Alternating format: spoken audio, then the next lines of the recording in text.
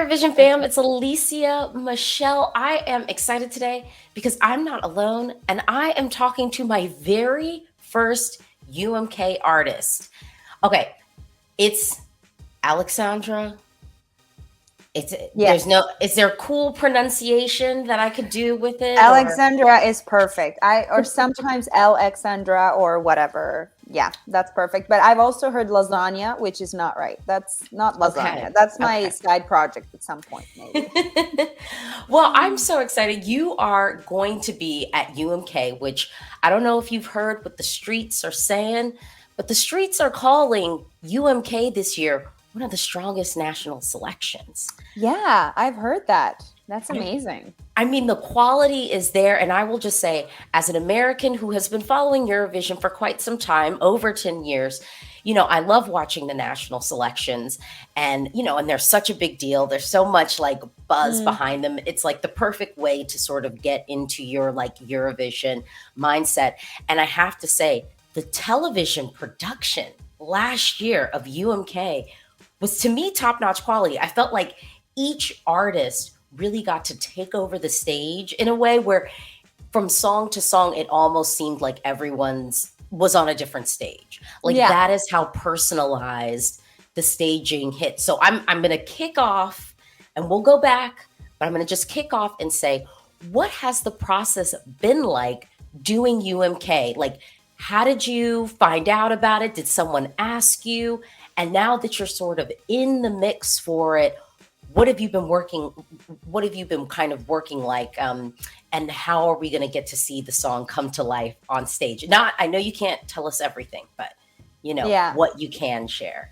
Yeah. It's been an incredible journey and experience. Yeah, I was asked a few times. So UMK, like some people that are Luna, he goes, sorry, I have a dog here and she's eating. No, maybe that's probably fine. Anyway, so I was asked a few times, and it just didn't feel like the right time when I was asked before, and yeah, I just wanted it to be the right time and the right song for me to apply, and then that happened last spring. So in April we wrote the song, and then I felt like, yeah, okay, this is something I want to go with. And yeah, it's just been an incredible experience. Both doing the music video, which I love that they actually a huge production for that too, which was amazing. And then from there go on to work on the show, which has been incredible. And yeah, also kind of scary because I've never done anything like that before. As it's a big show, and I'll have 5 dancers on stage with me. That's something I can tell you. And yeah, that's super cool. And yeah, I mean, what do I want to tell? It's going to be dramatic. It's going to be emotional, and it's definitely going to represent what I really wanted to make sure. Like, I really wanted to make sure that the show really tells the story of the song. So I wanted it to be really connected to that, and not be something that is just, I don't know, something that is disconnected or just. I really wanted it to kind of support the story of the song. And I feel like that's happening. I mean, yeah, we still have not much. What is 1.5 weeks? And then it's ready. So yeah, we'll see what happens. But it feels great. It feels really great, and it's also really fun to dance and sing at the same time, which is something I haven't done in this way before either that much. Like to really have some like choreography. Usually I dance on stage, but just whatever comes in mind and whatever I feel like. So yeah, it's an incredible experience, and yeah, it's a big production. It's a huge production, so that's pretty cool. Yeah, I mean, I that is one thing that I would love to see more broadcasters sort of take on because I do think UMK allows you all to have, even if you're a really established artist or kind of like a newbie, you get this really clean, polished package. So even if you're a newbie and you maybe don't have all of that like infrastructure in place, when you know you're participating in UMK, you're going to get sort of this very polished introduction, I feel like, to the world. For And it's sure. great. It's great. Yeah, it's an amazing opportunity. Yeah, so talking about this big opportunity. I have to note that some people, and you sort of mentioned that you have been asked before, because some people might have heard your voice before. And I found myself like, as I was doing my deep dive, because when I reacted to all the songs, your song definitely stood out to me. I was like, oh, this feels really, really special. I was like, there's Thank something, you. yeah, I was like, there's definitely something here. But I want to ask, your vocal tone I find so wonderful, but also unexpected. So I'd love to know kind of your relationship to singing, how you kind of discovered, I would say, music as a creative. And you mentioned dance a little bit. I've noticed in some of your music videos you've done, kind of contemporary dance before as a way of sort of telling the story. So yeah, like as a creative, how did you kind of discover music, singing, your voice, and also incorporating dance as a way of telling that story? Yeah, I started writing songs and when I was a teenager, and kind of at that same time I started taking singing lessons because I wanted to get to like a music high school, and I was just really into making music. And I had before that prior I had been singing in a choir, and just with like very light, like just this kind of like voice. And so I didn't really know, I never thought I would be a singer. That was never, I didn't really know my own voice. So I kind of got to know my own voice when I started taking singing lessons, and then I realized, oh, you can sing in this stronger way. And then I realized how I actually sound. And then people were like, oh, you have a very special sound. And I was like, I guess that's weird. Like I didn't really, it was never something I had in mind, or I was never trying to sing in a certain way or anything. I was really just getting to know my voice, which was very exciting. And yeah, and that's kind of where it started from. And then I got really excited to learn how to sing. And I think then I started to kind of try to sing in different ways. I mean, you kind of explore different techniques and ways to sing to then kind of come back to yourself. And yeah, it's been an amazing kind of journey. Also, like vocally, I've had actually a vocal cord surgery once because I had been doing shows when a little bit sick, and I have very like sensitive vocal cords, and I guess that's why I have the voice I do. So yeah, it's been a lot. And yeah, what was the rest of the question? Was there something? No. I mean, I think you sort of answered it. Yeah. Yeah, Okay, I good. think yeah, you did sort of answer it. It's interesting you mentioned vocal. So I had vocal cord surgery in 2016. I actually had a Oh, cyst on one of yeah. my vocal cords, Mm, and to be honest, I really thought I'd like never sing again. yeah. I, It's but scary. but with time it got better, but it was like interesting sort of that first like 2 years, because you really do sort of have to relearn how you want to Yeah, place things and whatnot. for So sure. Yeah. It was a long process, but yeah, I feel like I found, like, I was afraid my voice would change, but I don't feel like it did. So I think mhm. it's good. Okay. Well, the other piece I was going to kind of note to you is I have to confess that I had probably heard your voice before I knew it was you, because you had a song featured in a commercial that I swear was following me around, not just on television, but like on the internet. And I'm like, Yeah, what is this commercial? It was like one of those things where it's like, especially if you have like a streaming service, more often than not, they're going to give you like the same commercial yeah. over and over again. Mm-hmm. Um, but I will say, I grew a deeper appreciation for the song in listening to its entirety. So the song, y'all, if you haven't already Googled or looked it up, but it was "Hush Hush Baby," and Yes, it was yes. in. Well, maybe I don't know if I want It to was a plug the Downey, brand. yeah, Yeah. I was Downey gonna say I don't commercial. know if I want to plug the brand Oh because yeah, they have true. not Yeah, paid me. that's true. I mean, they paid me for the song, but I'm not an Right. influencer. I'm not influencing the brand. I haven't even tried their products. Just throwing it out there. Just the song.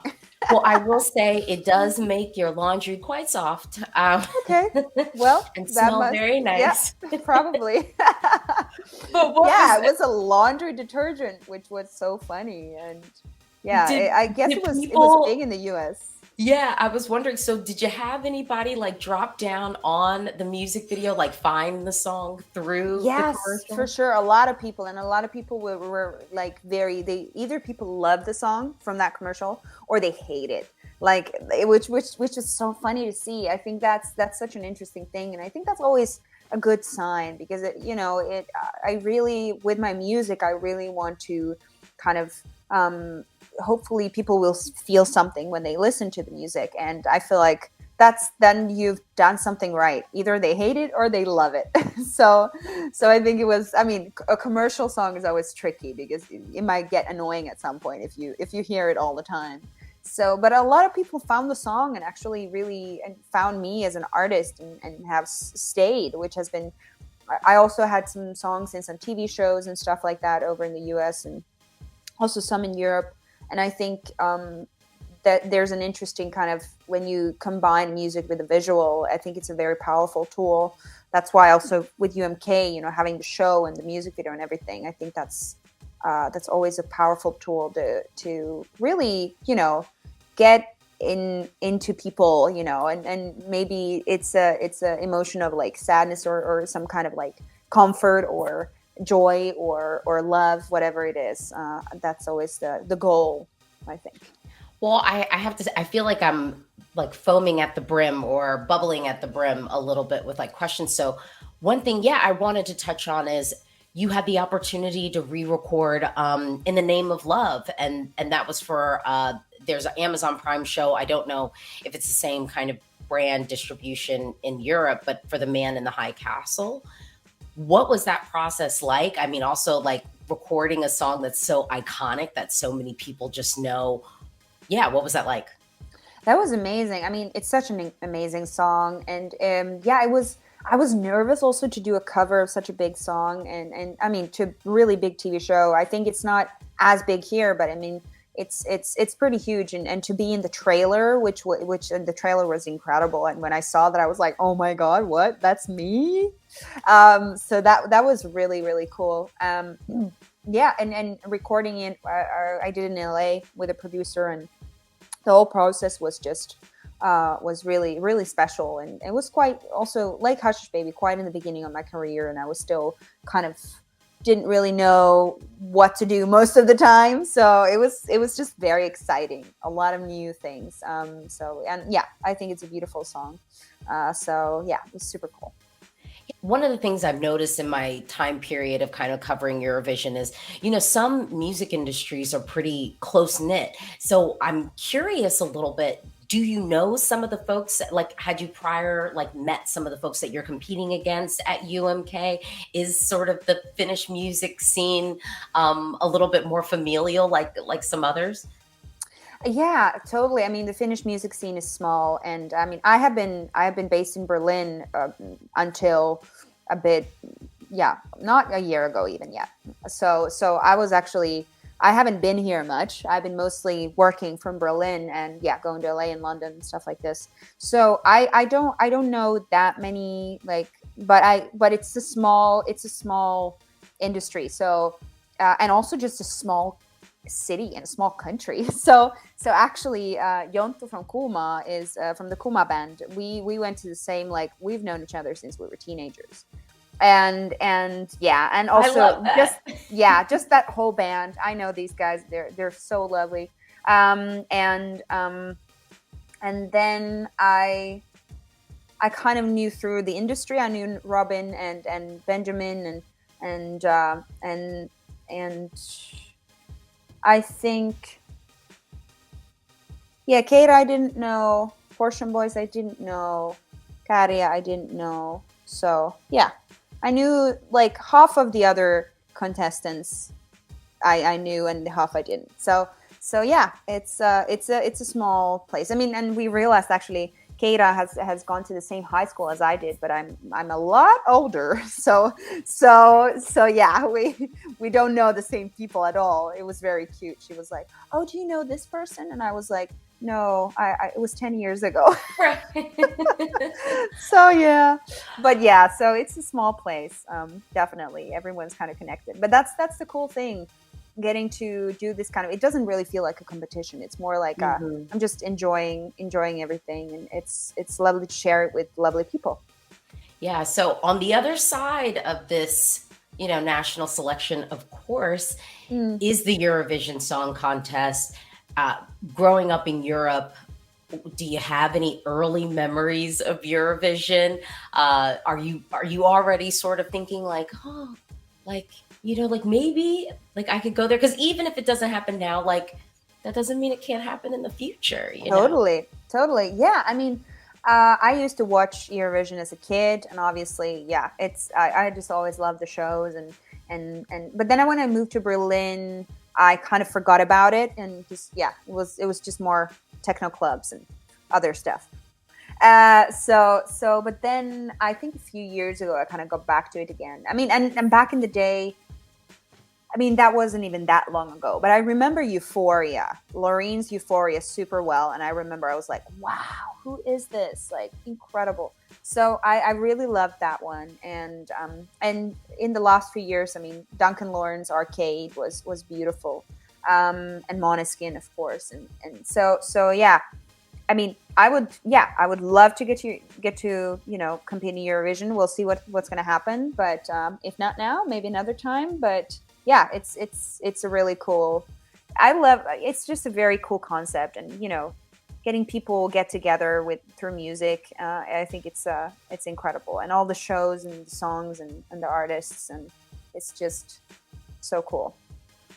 Well, so I have to also ask a little bit. So I am am an American. I speak the language I speak the most is probably like French. I took French for 4 years, and then proceeded to watch a lot of like French movies and stuff. Oh, love it. So I tried to make sure that it stuck a little bit. It didn't stick too much, but I have been fascinated because UMK is so strong. I have been listening to so many of the UMK tracks, and through this process, I have realized that I'm like, Finnish is seeming real hard. It seems like a not easy language to learn at all. What would you say, and what is the difference from your perspective between Norwegian, Danish, Swedish, and Finnish? Because I feel like each has a thing that makes it sort of unique.